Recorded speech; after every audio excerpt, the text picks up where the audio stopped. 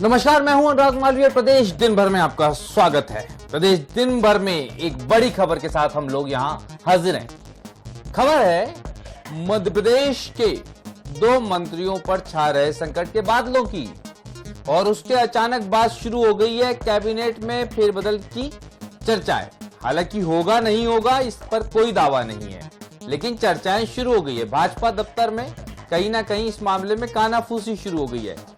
Number 1 पर है जिन मंत्रियों को लेके इस समय जो चर्चाएं हो रही है कि अब इनकी छुट्टी होने वाली है, उसमें है विजय शाह। मध्य प्रदेश सरकार के कैबिनेट मंत्री, लगातार विवादों में रहने वाले, तूफान खड़े करने वाले, और हद तो तब हो गई जब उन्होंने भारतीय सेना की सौम्य लीडिंग ऑफिसर कर्नल सोफिया को लेकर एक कमेंट कर दिया, उन्हें आतंकवादियों की बहन बता दिया, और तूफान तो फिर भोपाल से लेकर दिल्ली तक पहुंच गया। दिल्ली के आदेश पे संगठन ने विजय शाह को तलब किया, लेकिन माफी मांगने के बावजूद विजय शाह ऐसा लग नहीं रहा कि इस मुश्किल से उबर पाएंगे, क्योंकि बड़ा निर्णय जल्द होने की संभावना है। इस मामले में मुख्यमंत्री से लेकर भाजपा के राष्ट्रीय अध्यक्ष सब नाराज हैं। विजय शाह ने क्या कहा, फिर कैसे माफी मांगी, और क्या तस्वीर है संगठन के साथ उनकी चर्चा की, कैसे वो हवाई चप्पलों पे भागे, देख लीजिए। देखिए, हमारे प्रधानमंत्री जी ने जिस तरीके से हमारी बहनों के सिंदूर उजाड़ने वालों को उनको उनकी भाषा में जवाब दिया है।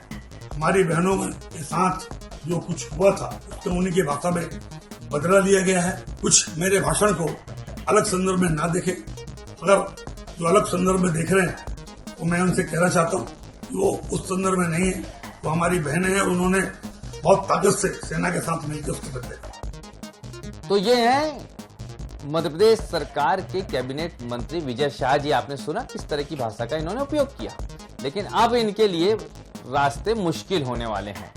दूसरे मंत्री हैं मध्य प्रदेश सरकार के शिक्षा एवं परिवहन मंत्री उदय प्रताप सिंह।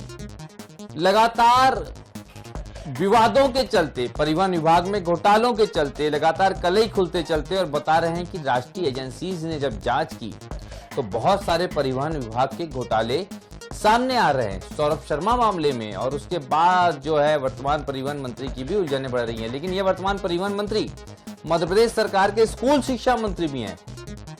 लगातार हम देखते हैं कितनी बड़ी बड़ी घटनाएं, दुर्घटनाएं हो रही हैं। भोपाल में जो बस दुर्घटना हुई वो स्कूल बस थी, यानी स्कूल शिक्षा विभाग और परिवहन विभाग, जो दोनों विभाग इन मंत्री जी के पास है, और बसें अनफिट चल रही है सड़कों पे। ये सीधे सीधे भोपाल कमिश्नर ने अपने पत्र में जिक्र किया।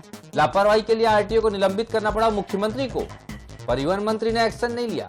स्कूल पर कोई एक्शन नहीं है, स्कूल शिक्षा मंत्री भी उदय प्रताप सिंह है। मतलब दोषियों पे कार्रवाई करने के लिए मुख्यमंत्री को सीधे सामने आना पड़ता है, लेकिन जो जिम्मेदार मंत्री हैं, जिनके पास परिवहन विभाग है, जिनके पास स्कूल शिक्षा विभाग है, वो कदम नहीं उठाते, और यही कारण है कि अब सवाल उन पर भी उठने लगे हैं। इन दोनों घटनाओं ने कहीं ना कहीं अब एक बार फिर मध्य प्रदेश में सफल रिशफल की चर्चाएं शुरू कर दी है। इस बीच में मध्य प्रदेश के प्रदेश अध्यक्ष को लेकर जो चर्चाएं चल रही थी वो थम सी गई हैं, लेकिन जो प्रदेश अध्यक्ष की दौड़ में है उनमें से कुछ वर्तमान विधायक भी हैं, तो उनको भी कहीं एडजस्ट करने की बात हो सकती है। तमाम चीजें हो सकती है, क्योंकि कोई प्रदेश अध्यक्ष नहीं बनना चाहता, कोई कैबिनेट मंत्री बनना चाहता है। ऐसे बहुत सारे समीकरण हैं, और इन समीकरणों के बीच में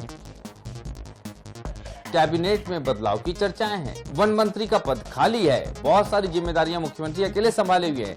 ऐसे में अगर ये फेरबदल होता है तो सबसे पहले जिन 2 मंत्रियों पर इसका सीधा असर पड़ने वाला है, उनमें से एक मंत्री हैं विजय शाह, तो दूसरे हैं उदय प्रताप सिंह। मुझे दीजिए इजाजत। नमस्कार, धन्यवाद।